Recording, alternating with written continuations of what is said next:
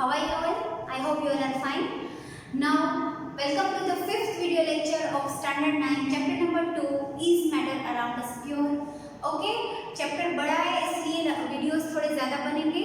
अब 8 तक आप लोग पढ़ते थे, चैप्टर छोटे छोटे थे, अब 9, 10 में चैप्टर बढ़ाएंगे तो इसलिए वीडियोस भी ज़्यादा बनते जाएंगे। ओके, तो हम लोग ने लास्ट वीडियो में डिफरेंट सेपरेटिंग टेक्निक देखी थी, राइट? कि अलग अलग मिसिबल लिक्विड को हम कैसे सेपरेट करेंगे, इनमिसिबल लिक्विड को कैसे सेपरेट करेंगे, वगैरह वगैरह हमने बहुत सारे सेपरेटिंग टेक्निक देख ली थी। नाउ पीडीएफ में मिली होगी जो आप लोगों को सॉल्व करनी है, और कोई भी डाउट है तो मुझे फोन करके पूछ लेना या तो व्हाट्सएप करके भी पूछ सकते हो। ये वीडियो में हम आगे पढ़ेंगे एयर के। देखो हमारा क्वेश्चन क्या है, how can we obtain different gases from air? अलग अलग गैसेस हमको एयर में से कैसे मिलेंगे? जैसे फॉर एग्जांपल अभी कोरोना का टाइम चल रहा है, आप लोगों को पता है, और कोरोना जब सीवियर कंडीशन में आ जाता है तब ब्रीदिंग प्रॉब्लम होती है, और जब ब्रीदिंग प्रॉब्लम होती है तो क्या होता है, ऑक्सीजन की जरूरत पड़ती है। पेशेंट को ऑक्सीजन सिलेंडर के अंदर ऑक्सीजन में रखते हैं। ओके, तो ये हम लोग सोचते हैं कि एयर में तो बहुत सारे गैसेस अवेलेबल है, राइट? बहुत सारे गैसेस अवेलेबल है, तो ये अलग से ऑक्सीजन वो लोग कैसे भरते होंगे, ये क्या कैसे होता होगा? तो आज स्टूडेंट आप लोग जान लोगे कि एयर में जितने अलग अलग गैसेस है उसको सेपरेट कैसे करते हैं। इसका सेपरेशन टेक्निक क्या है, जो ऑक्सीजन सिलेंडर आता है उसमें अलग से ऑक्सीजन कैसे भरा जाता है। तो ये अलग से ऑक्सीजन, जैसे कि हम लोग देखते हैं कि हमारे एटमॉस्फेयर में सिर्फ ऑक्सीजन नहीं है, बहुत सारे गैसेस है। नाइट्रोजन तो सबसे ज्यादा अवेलेबल है, 78% ऑफ नाइट्रोजन अवेलेबल है, ऑक्सीजन 21%, फिर आर्गन जैसा गैस है वो 0.9 मतलब ऑलमोस्ट 1% जितना है।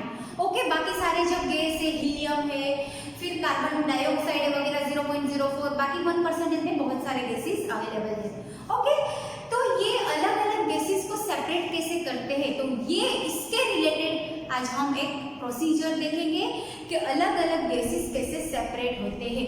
ये पूरा सेटअप देखो मैंने यहाँ पे ड्रॉ कर लिया है। अब अगेन मैं रिपीट कर रही हूँ, मैं रफली ड्रॉ करती हूँ। ओके, मैंने ना ही तो कोई स्केल यूज किए, आप लोगों को ड्रॉ कैसे करना है, खुद स्केल और पेंसिल लेके ड्रॉ करोगे, neat and clean diagram with labelling. Okay, लेवल करना नहीं भूलना है। चलो स्टार्ट यहाँ से करते हैं। पहले जो एयर, हमारा जो एयर है उसमें बहुत सारे गैसेस होंगे, वो सारे मिक्सचर ऑफ गैसेस को हम यहाँ से पास करेंगे। बट यहाँ पे आप लोग देखोगे एक फिल्टर लगाया हुआ है। क्या लगाया हुआ है? फिल्टर। फिल्टर क्यों लगाया है? क्योंकि ये जो फिल्टर है वो यहाँ पे जितने भी डस्ट, एयर के अंदर तो बहुत सारा डस्ट होता है, मॉइस्चर होता है, ये वगैरह को एब्जॉर्ब करेगा, फिल्टर कर लेगा। ओके, ताकि एयर हमारा क्या हो जाए, प्यूरिफाई हो जाए, इम्प्योर एयर हमारा प्यूरिफाई हो जाए। तो क्या फिल्टर करेगा ये? मॉइस्चर को, और साथ में जितने भी डस्ट पार्टिकल है उसको वो फिल्टर कर लेगा, और जो प्योर एयर है वो यहाँ से अंदर जाएगा। ओके, जैसे ही अंदर जाएगा, यहाँ पे आप लोग देख रहे हो एक बड़ी सी कॉलम है, दिख रही है आप लोगों को कॉलम, जहाँ पे एयर को प्रेशराइज्ड किया जाता है, एयर का प्रेशर बढ़ाया जाता है। क्या बढ़ाया जाता है? एयर का प्रेशर इंक्रीज करते हैं। यहाँ पे 2 पिस्टन जिसे लगाए हुए हैं उसको कंप्रेस करके एयर को प्रेशराइज करके, जब एयर का प्रेशर बढ़ता है, हमेशा याद रखना जब भी गैस का प्रेशर बढ़ता है तब साथ में उसका टेम्परेचर भी बढ़ता है। When pressure increases, temperature also increases.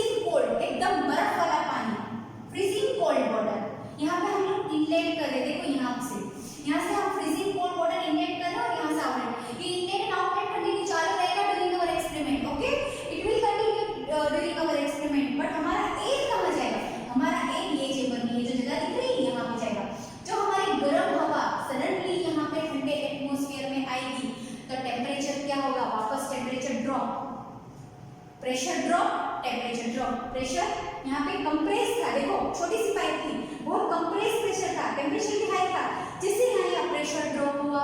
यहाँ पे ऑलमोस्ट हमारा जो एयर है उसका टेम्परेचर 0 डिग्री सेल्सियस जितना हो जाएगा, क्योंकि बर्फ वाला पानी, और बर्फ वाला पानी ऑलमोस्ट माइनस में जाता है, तो हमारे एयर का टेम्परेचर है वो 0 डिग्री सेल्सियस में होता जाएगा, जिससे हमारी एकदम ठंडी हवा गर्म की, फिर हमने वापस क्या की, ठंडी।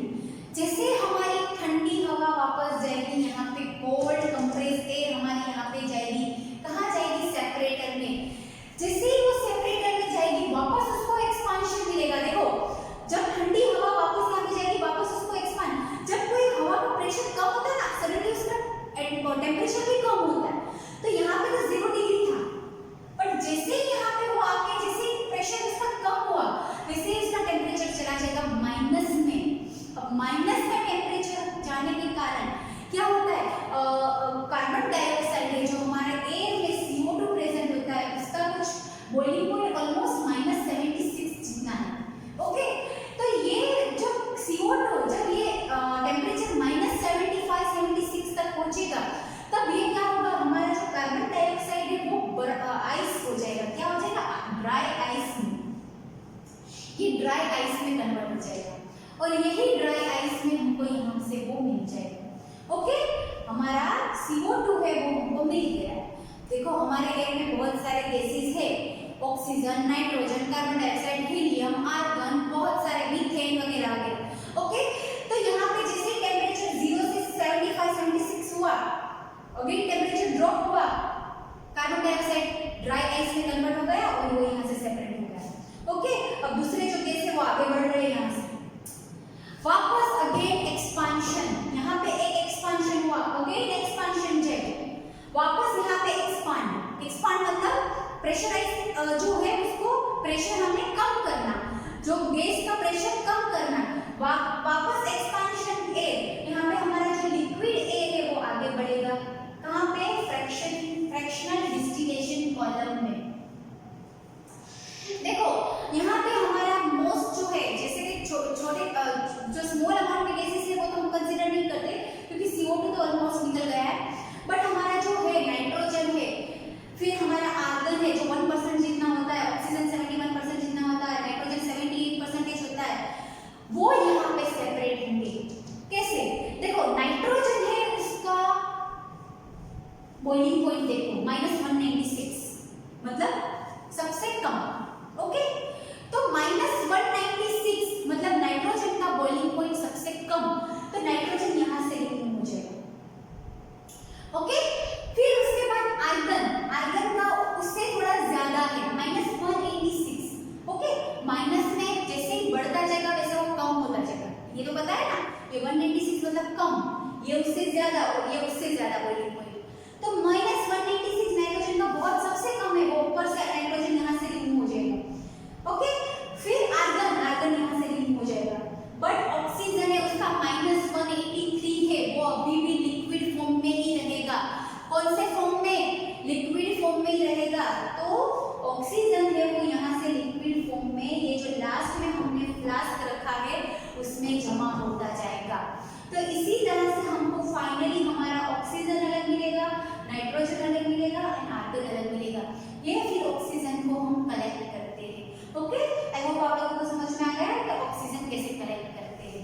मैं वापस रिपीट करती हूँ, यहाँ पे फिल्टर लगा है, एयर को फिल्टर करेंगे, फिल्टर करके उसका प्रेशर बढ़ाएंगे, प्रेशर बढ़ाएंगे तो टेम्परेचर बढ़ेगा, हॉट एयर को हम दूसरे नेक्स्ट चेंबर में ट्रांसफर करेंगे, जहाँ पे freezing cold water inlet and outlet हो रहा है, जिसकी वजह से हमारा जो एयर है वो कूल होगा, कूल होकर उसका टेम्परेचर ऑलमोस्ट 0 डिग्री सेल्सियस वापस हो जाएगा, आगे बढ़ेगा, यहाँ पे उसका टेम्परेचर एक्सपांशन की वजह से उसका टेम्परेचर अगेन ड्रॉप होगा -75 से 76 डिग्री सेल्सियस में। वहाँ पे हमको हमारा कार्बन डाइऑक्साइड है एज अ ड्राई फॉर्म में, ड्राई आइस के फॉर्म में हमको मिल जाएगा। हमारा जो नेक्स्ट एयर है वो आगे होगा, अगेन यहाँ पे एक्सपांशन जेट लगा हुआ है, again temperature drop, again pressure drop, और उसके कारण हमको बॉइलिंग पॉइंट के हिसाब से 3 अलग-अलग गैसेस सेपरेट मिलेंगे, जिसकी बॉइलिंग पॉइंट सबसे कम थी नाइट्रोजन को ऊपर मिलेगा, उसके बाद हमको आर्गन मिलेगा, ऑक्सीजन का बहुत ज्यादा कम है बॉइलिंग पॉइंट -183, तो वो वेपराइज नहीं होगा,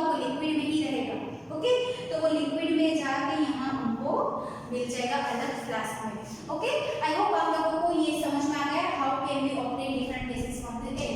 ये बहुत ज़्यादा इंपॉर्टेंट, ये भी ड्रॉ करना है और आप लोगों को लेवल करना है। और अगर समझ में नहीं आए तो मुझे वापस फोन करके या मैसेज करके पूछ सकते हो। ओके, अब हम आगे बढ़ते हैं हमारे नेक्स्ट टॉपिक में।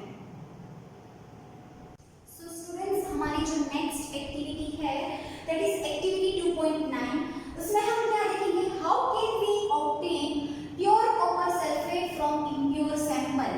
हम कोई इम्प्योर सैंपल ले रहे हैं, उसमें से हमको प्योर कॉपर सल्फेट चाहिए, तो हम कौन सी मेथड यूज करेंगे जिससे हमको प्योर कॉपर सल्फेट मिलेगा। ओके, जैसे यहाँ पे हम जो कॉपर सल्फेट ले रहे हैं उसकी फॉर्मूला CuSO4 5H2O। ओके, तो ये हमारा कॉपर सल्फेट सब्सटेंस है जो हमको इम्प्योर सैंपल में से निकालना है। तो हम स्टेप बाय स्टेप क्या प्रोसीजर करेंगे मैं आपको दिखाती जाती हूँ। पहले हम जो हमारा सैंपल है कॉपर सल्फेट मतलब 5 ग्राम, हम उस कॉपर सल्फेट लेंगे। क्या लेंगे? 5 ग्राम कॉपर सल्फेट। ओके, 5 ग्राम को कॉपर सल्फेट लेंगे एक चाइना डिश में या तो फिर कोई भी बाउल में ले सकते हैं। उसके बाद उसको डिसोल्व करेंगे in small amount of water. Approximate में यहाँ पे 25 ml लेती हूँ, बहुत कम अमाउंट लेना है। 25 ml ऑफ वाटर, इसको हम क्या करेंगे? डिसोल्व करेंगे। 5 ग्राम ऑफ कॉपर सल्फेट जो हमारा सब्सटेंस है वो क्रिस्टल फॉर्म में होगा, उसको हम डिसोल्व करेंगे 25 ml ऑफ वाटर में। क्या करना है? यहाँ पे हमको डिसोल्व करना है। डिसोल्व करेंगे तो क्या मिलेगा? एक सॉल्यूशन जैसा हमको मिलेगा। हमको अच्छी तरह से डिसोल्व कर देना है, ठीक है? हमको एक सॉल्यूशन जैसा मिल जाएगा, इसका कॉपर सल्फेट सॉल्यूशन जैसा। उसके बाद वो सॉल्यूशन को हम फिल्टर करेंगे। कैसे फिल्टर करेंगे? जैसे कि हम यूज करते हैं ये conical flask, conical funnel, inverted funnel जिसको हम बोलते हैं, और उसके अंदर फिल्टर पेपर डाल के ये सॉल्यूशन को यहाँ से फिल्टर करके यहाँ पे प्योर कर लेना है, ठीक है? यहाँ पे हमको प्योर कॉपर सल्फेट मिलेगा, मतलब फिल्ट्रेट। प्योर नहीं बोल सकते अभी तक, but filtrate, pure copper sulphate. Okay, filter करने का मतलब है कि जो बड़ी बड़ी इंप्यूरिटीज होगी जैसे डस्ट वगैरह कुछ ये सैंपल में वो निकल जाएगी। उसके बाद हम यही सॉल्यूशन को क्या करेंगे? गरम करेंगे, हीट करेंगे। इसको क्या करेंगे? हम हीट करेंगे। ओके, हीट करने पर क्या होगा? जैसे हम इसको हीट करेंगे, ये ऑलरेडी हमने यहाँ पे जो वाटर है बहुत कम अमाउंट में लिया है और कॉपर सल्फेट 5 ग्राम है, सिर्फ 25 ml वाटर में लिया है, मतलब कि ये हमारा सॉल्यूशन ऑलरेडी एकदम कॉन्सेंट्रेटेड है, मतलब ऑलरेडी सैचुरेटेड सॉल्यूशन है जिसमें हम और ज्यादा कॉपर सल्फेट ऐड नहीं कर सकते, ऑलरेडी सैचुरेटेड है।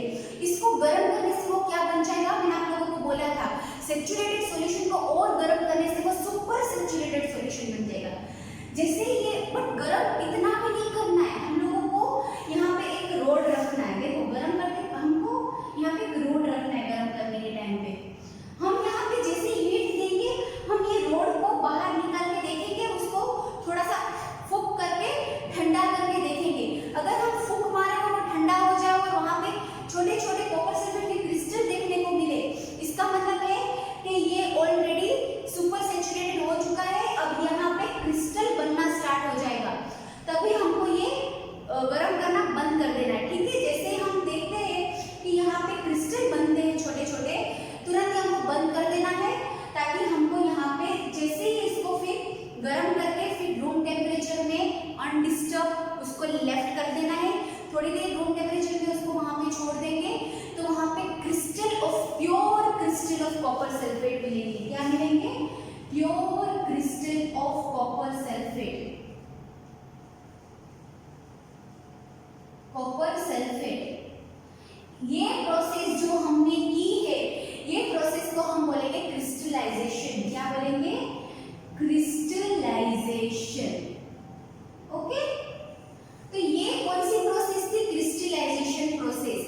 कैसे कि 5 ग्राम ऑफ कॉपर सल्फेट को बहुत कम अमाउंट ऑफ वाटर में लिया, फिर उसको सॉल्यूशन बनाया, पहले उसकी बड़ी बड़ी इंप्यूरिटीज को रिमूव करने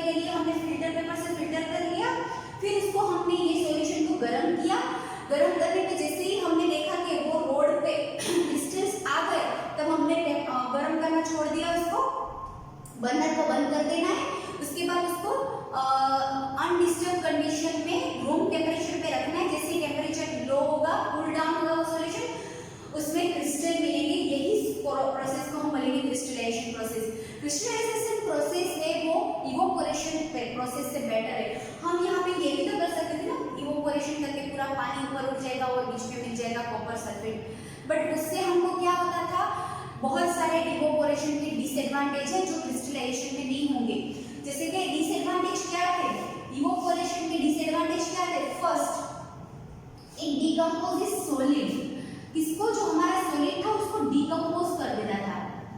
ओके, जो हमारा मेन सॉलिड होता था कॉपर सल्फेट उसको डिकम्पोज कर देता था, तो हमको प्रॉपरली जो प्योर सब्सटेंस मिलना चाहिए वो नहीं मिल रहा था। ओके, तो ये इसका डिसएडवांटेज क्या था, इवोपोरेशन प्रोसेस का जो हमने पहले देखा था, इट डिकम्पोजेस सॉलिड। एंड दूसरा डिसएडवांटेज इवोपोरेशन में क्या था, several other impurities also dissolved in the solution. Several other impurities also dissolved in our solution. Okay, right? तो ये क्रिस्टलाइजेशन प्रोसेस है वो बहुत इंपॉर्टेंट है। अगर क्रिस्टलाइजेशन की जगह हम इवोपोरेशन करते थे तो ये ड्रॉबैक मिलते थे, ये डिसएडवांटेज मिलते थे हमको। इट डिकम्पोजेस सॉलिड, हमारा जो सॉलिड था उसको डिकम्पोज कर देता था। And second, several other impurities also dissolve in solution. बहुत सारे दूसरे इम्प्योरिटीज थे वो सॉल्यूशन को डिसॉल्व करने में वो डिसॉल्व हो जाते थे, और इसके साथ जो हमारा फाइनल सैंपल जो हमको मिलता था उसमें वो इम्प्योरिटीज मिलते थे। तो ये इसका डिसएडवांटेज था जो हमको क्रिस्टलाइजेशन में नहीं मिला। क्रिस्टलाइजेशन में हमको प्योर सैंपल मिला। क्रिस्टलाइजेशन के यूजेस क्या है क्रिस्टलाइजेशन का? फर्स्ट यूज क्या है, it is used to obtain a pure salt from sea water. क्या? Pure salt from sea water.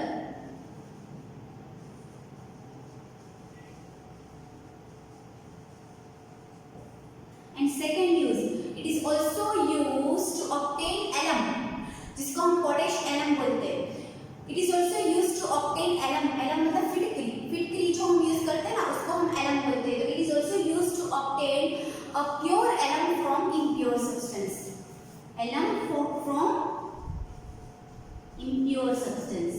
Okay,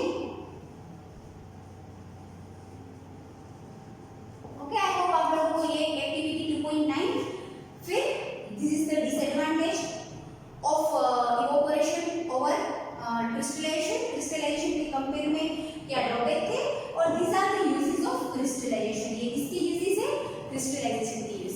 okay, now next topic हम पढ़ते हैं जो हमारा वाटर सप्लाई होता है वो कैसे प्योर होता है, वाटर सप्लाई सिस्टम में कैसे प्योर वाटर होता है वो हम नेक्स्ट एक्टिविटी में देखते हैं। सो स्टूडेंट्स, हमारे ये चैप्टर का नेक्स्ट टॉपिक है water purification system in water works.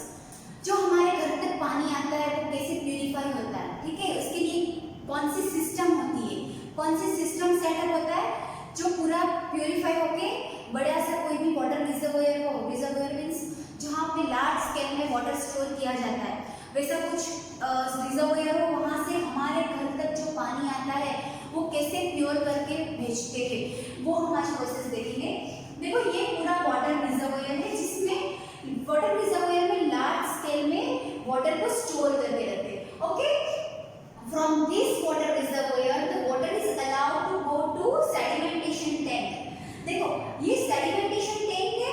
Sedimentation tank में क्या होगा, पहले जो बड़ी-बड़ी इंप्यूरिटीज होगी, बड़े-बड़े पत्थर वगैरह, बड़े-बड़े कंकर, सैंड वगैरह जो भी होगा वो नीचे सेटल हो जाएगा। जैसे हमने सेडिमेंटेशन प्रोसेस में क्या देखा था कि जो बड़े-बड़े पार्टिकल्स हैं वो सेटल हो जाते हैं। ओके, उसको अनडिस्टर्ब कंडीशन में रखते हैं। तो उसी ऐसी सेम प्रोसेस यहाँ पे सेडिमेंटेशन टैंक में होगी। सेडिमेंटेशन टैंक में जो बड़े-बड़े पार्टिकल्स हैं वो सेडिमेंट होके नीचे सेटल हो जाएंगे। ओके, फिर ऊपर से जो प्योर वाटर है वो वापस आगे बढ़ा दिया जाएगा नेक्स्ट टैंक। ओके, जो नेक्स्ट टैंक है it is also the sedimentation tank, but it is called the loading tank. यहाँ पे क्या होता है, यहाँ पे एलम यूज करते हैं। क्या यूज करते हैं? एलम। और एलम क्या करता है, एलम ये जो फाइन इंप्यूरिटीज है, जो छोटे-छोटे सैंड पार्टिकल्स जैसी इंप्यूरिटीज है जो यहाँ पे नहीं सेटल हुई है, जो ऑलरेडी यहाँ पे सस्पेंडेड है, उसके साथ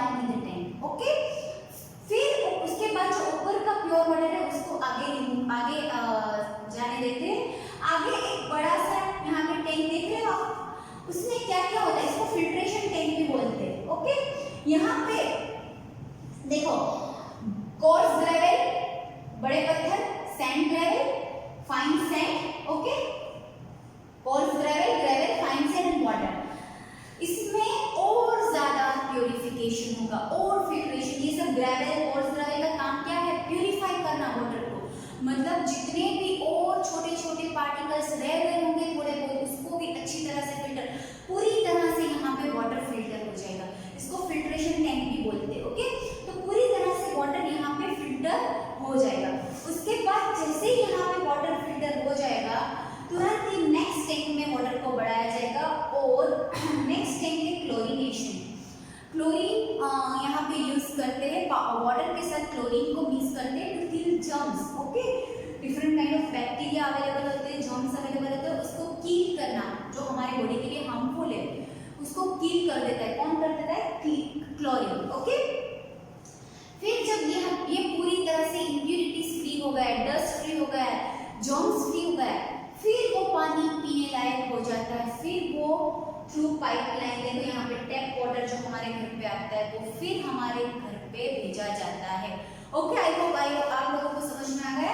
पहले वाटर रिजर्वोयर से फिर सेडिमेंटेशन टैंक, बड़ी इम्प्यूरिटीज चले जाएंगे, फिर लोडिंग टैंक में छोटे छोटे इम्प्यूरिटीज के साथ एलम अटैच होकर सेटल हो जाएगा, वापस पानी आगे बढ़ा दिया जाएगा, यहाँ पे पूरी तरह से फिल्ट्रेशन हो जाएगा with the presence of course Greville, fine sand, pure water. फिर आगे क्लोरीनेशन किया जाएगा टू किल द जर्म्स, और फिर क्लोरीनेशन के बाद वो हमारे घर पे पानी भेजा जाएगा। ओके, आई होप आप लोगों को यहाँ तक चैप्टर समझ में आ गया है। कोई भी क्वेरीज हो, कोई भी डाउट हो तो मुझे पूछ लेना। ये भी आप लोग